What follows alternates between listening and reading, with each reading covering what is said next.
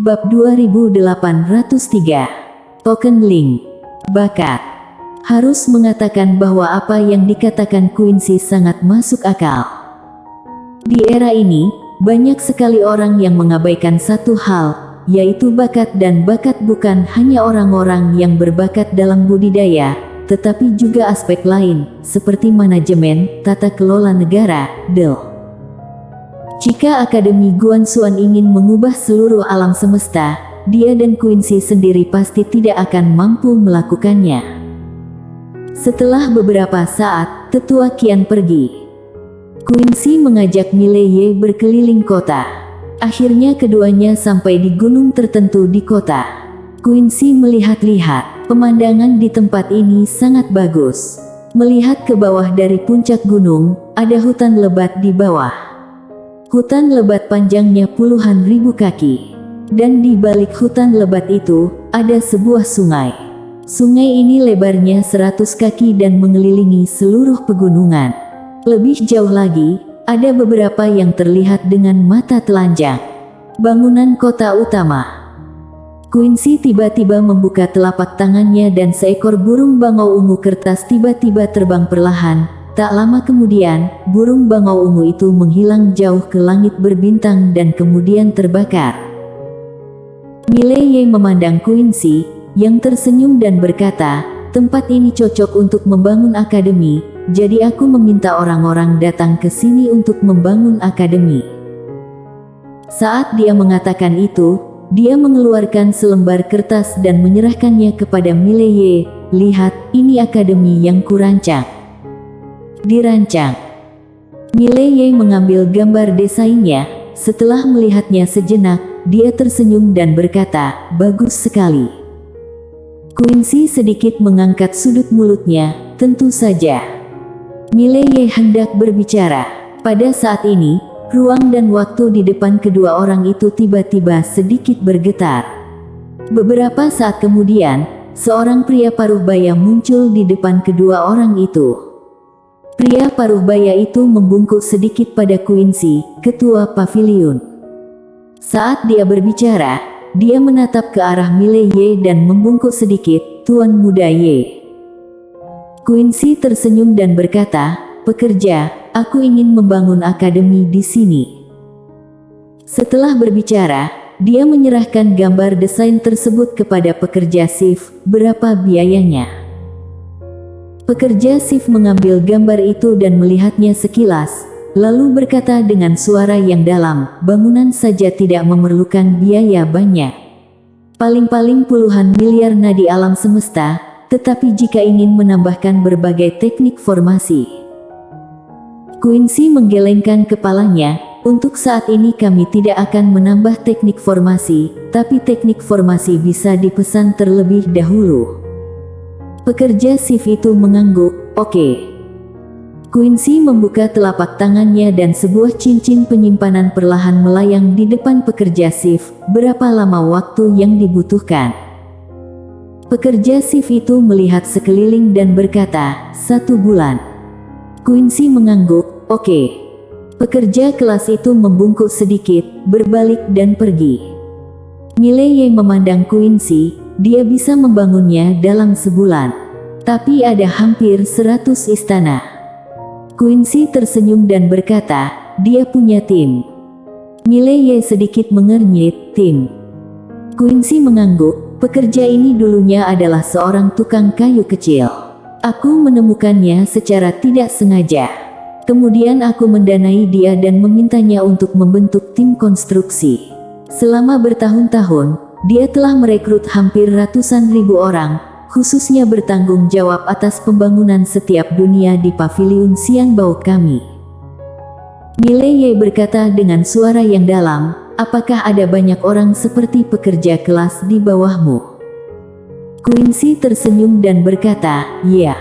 Bukankah aku sudah memberitahumu tentang manusia bionik sebelumnya? Kumpulan manusia bionik yang dia bawa jauh lebih kuat daripada pekerja kelas. Mereka bertanggung jawab membuat beberapa senjata khususku." Mileye mengacungkan jempol. "Luar biasa." Quincy terkekeh. Akhir dari ilmu pengetahuan adalah teologi, namun ilmu pengetahuan juga bisa menjadi sangat kuat. Benar. Aku juga memiliki sekelompok ilmuwan jenius yang berspesialisasi dalam penelitian ilmiah dan membantu mengembangkan semua jenis senjata super yang menghancurkan dunia.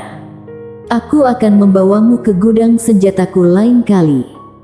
Mileye sedikit penasaran, di mana pabrik militermu? Quincy berkedip, nanti kamu akan tahu saat pergi. Mileye tersenyum dan berkata, oke. Saat itu, pekerja itu muncul lagi dan kali ini, dia membawa puluhan ribu orang. Puluhan ribu orang membungkuk dalam-dalam kepada Quincy dan Mileye. Mileye menemukan bahwa beberapa dari mereka sangat bersemangat. Di hati orang-orang ini, Quincy benar-benar adalah eksistensi seperti dewa. Quincy tersenyum dan berkata, kalian mulai. Pekerja shift itu mengangguk, ayo mulai bekerja. Begitu suara itu turun, sekelompok orang mulai mengukur gunung tersebut. Setelah beberapa saat, semua orang mulai bekerja. Dan Quincy membawa Mileye ke kota tiada batas. Di jalanan, Mileye bertanya, akankah kekuatan alam semesta tiada batas mengawasi kita membangun akademi dan paviliun Xianbao? Quincy tersenyum dan berkata, untuk saat ini, aku akan melakukannya, karena aku tidak ingin menarik perhatian. Mileye mengangguk sedikit. Pada saat ini, seorang pria misterius berbaju hitam tiba-tiba muncul di depan Quincy dan Mileye. Orang berbaju hitam menghadap Quincy dan Mileye, membungkuk hormat, lalu membuka telapak tangannya dan sebuah gulungan perlahan melayang di depan mereka berdua. Quincy mengambil gulungan itu dan setelah melihatnya sejenak, dia berbalik dan menyerahkannya pada Mileye. Mileye sedikit penasaran, apa ini? Quincy tersenyum dan berkata, ini adalah beberapa informasi tentang kekuatan besar di alam semesta tiada batas, kamu dapat melihatnya. Mileye mengangguk, begitu dia membukanya, cahaya putih langsung menembus alisnya. Segera, informasi yang tak terhitung jumlahnya mengalir ke dalam pikirannya. Setelah beberapa lama, Mileye mendapat pemahaman umum tentang alam semesta tiada batas. Saat ini terdapat 5 negara adidaya di alam semesta tiada batas yang dikepalai oleh klan Moro, disusul oleh klan Nalan, klan Tailing dan klan San, serta kamar dagang tiada batas. Selain kelima kekuatan super tersebut, terdapat juga 2 kekuatan misterius, yaitu Sekte Guki di utara dan Sekte Ilahi di barat. Kedua kekuatan ini sangat misterius dan bahkan mata-mata Quincy tidak dapat menemukan banyak informasi. Quincy tiba-tiba berkata, ada kekuatan lain dan itu adalah penguasa tanpa batas. Penguasa tanpa batas ini memiliki pasukan jarak dekat. Pasukan jarak dekat ini secara pribadi dikembangkan oleh penguasa tanpa batas dan kekuatannya tidak diketahui.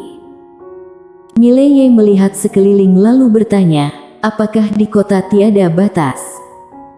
Quincy menggelengkan kepalanya, aku tidak tahu.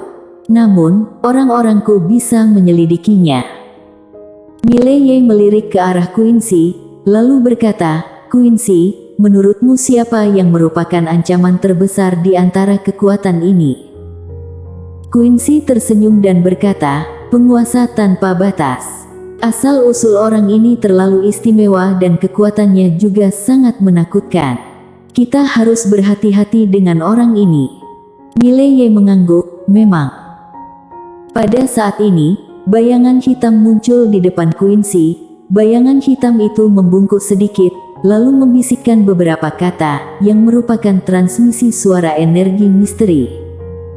Quincy sedikit mengernyit, apakah Tuan Muda Ye orang luar? Mendengar ini, ekspresi sosok gelap itu tiba-tiba berubah. Dia berlutut dan berkata dengan suara gemetar, Ketua Paviliun, maafkan aku. Quincy tampak tenang dan berkata, katakan lagi apa yang baru saja kamu katakan. Bayangan hitam itu dengan cepat berkata, Ketua Paviliun, Tuan Muda Ye, Raja Seni Bela Diri dari klan Tailing telah mengikutimu. Raja Seni Bela Diri. Mileye terdiam. Wanita ini sepertinya ingin bunuh diri. Quincy berbalik dan melihat, lalu tersenyum dan berkata, Raja Seni Bela Diri, keluar. Beberapa saat kemudian, seorang wanita perlahan keluar, itu adalah Raja Seni Bela Diri. Raja Seni Bela Diri memandang Quincy dengan niat membunuh yang tersembunyi di matanya. Faktanya, dia sekarang lebih membenci Quincy daripada Mileye, karena Quincy lah yang menggunakan bom bintang untuk meledakkan klan Tailing. Melihat Raja Seni Bela Diri menatap Quincy, Mileye tiba-tiba merasa senang. Awalnya dia mengira pihak lain datang untuk membunuhnya, tapi sekarang sepertinya target lawannya jelas bukan dia, tapi Quincy, dan jika targetnya adalah Quincy, maka ini akan menyenangkan. Quincy tersenyum dan berkata, Raja Seni Bela Diri, kamu telah mengikutiku, apakah kamu ingin membunuhku? Raja Seni Bela Diri perlahan mengepalkan tangan kanannya dan kekuatan menakutkan diarahkan ke arah Quincy. Pada saat ini, sosok hitam di sebelahnya tiba-tiba menghalangi di depan Quincy. Dia memegang tombak di tangan kanannya dan tiba-tiba bergerak maju untuk memblokirnya. Bang! Tombak bayangan hitam ini justru menghalangi momentum Raja Seni Bela Diri. Mileye melirik bayangan hitam itu dan sedikit terkejut. Bayangan hitam ini setidaknya setengah dari keadaan bencana. Raja Seni Bela Diri melirik sosok hitam itu, kilatan dingin di matanya. Dia hendak mengambil tindakan ketika Quincy di samping tiba-tiba berkata, Nona Raja Seni Bela Diri, kamu benar-benar apakah akan bertarung di kota tanpa batas ini? Raja Seni Bela Diri memandang Quincy dengan ekspresi dingin. Memang tidak ada pertempuran di kota tanpa batas. Setelah hening beberapa saat, Raja Seni Bela Diri berkata, Quincy, kamu punya uang dan orang, tapi bagaimana dengan orang-orang di sekitarmu? Apakah mereka punya bom sebanyak kamu? Quincy sedikit mengernyit, Raja Seni Bela Diri, kamu juga manusia. Mengapa, jika kamu tidak bisa menindasku, apakah kamu akan menindas bawahanku? Raja Seni Bela Diri berkata dengan galak, kamu membantai klan Tailingku. Quincy sedikit bingung, bukankah kamu meminta kami untuk membunuh? Mileye segera mengiyakan, ya. Raja Seni Bela Diri, kamu meminta kami untuk membantai, bagaimana kamu bisa menyalahkan kami? Raja Seni Bela Diri menatap Quincy, aku hanya perlakukan orang itu sendiri dengan cara yang sama seperti orang lain. Setelah mengatakan itu, dia menatap Mileye dengan dingin, berbalik dan pergi. Di lapangan, Quincy sedikit mengernyit, wanita ini benar-benar. Sambil berbicara, dia menggelengkan kepalanya, lalu berkata, keluarkan token link buronan anonim. Alam Fana membunuh satu orang dari klan Tailing dan akan diberi hadiah 100 juta nadi alam semesta. Semakin tinggi tingkatan alam maka semakin tinggi pula pahalanya. Jika engkau dapat melukai Raja Seni Bela Diri, aku akan menghadiahimu puluhan miliar nadi alam semesta. Jika kamu melumpuhkannya, aku akan memberimu hadiah 50 miliar. Jika kamu membunuhnya, aku pahala 200 miliar nadi alam semesta. Mendengar ini, Mileye tercengang. Pada saat ini, sosok alam ilusi di depan Quincy tiba-tiba berkata, ya. Setelah mengatakan itu, dia berbalik dan bergegas keluar. Mileye terdiam. Orang ini tidak akan melawan Raja Seni Bela Diri sendirian, bukan? Quincy tiba-tiba menggelengkan kepalanya, tidak bisa dijelaskan. Mileye berkata dengan suara yang dalam, aku khawatir akan sulit bagi orang biasa untuk membunuh wanita ini. Quincy tersenyum dan berkata, tidak masalah, selama orang terus mengganggunya, itu akan baik-baik saja. Selain itu, dia harus tetap berada di sisi rakyatnya setiap hari, jika tidak, klan Tailingnya akan benar mati.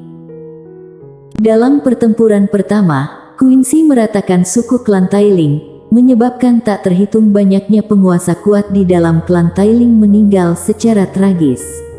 Namun, beberapa di antaranya bukan anggota klan Tailing, sehingga klan Tailing tidak benar dimusnahkan. Namun, para penguasa tertinggi hampir dibantai, hanya menyisakan satu raja seni bela diri. Sekarang klan Tailing ini hampir dihilangkan.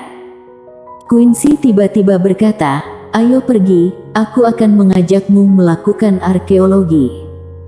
Mileye. Segera setelah perintah token Ling dikeluarkan, tak terhitung banyaknya master di seluruh alam semesta tiada batas heboh. Hadiah ini sungguh berlebihan.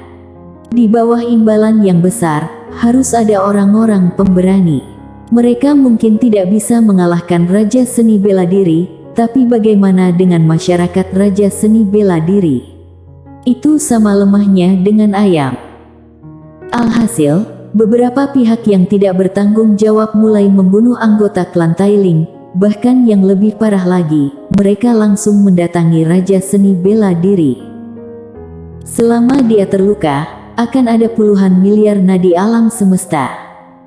Segera, pembunuh misterius yang tak terhitung jumlahnya muncul di klan Tailing. Bersambung.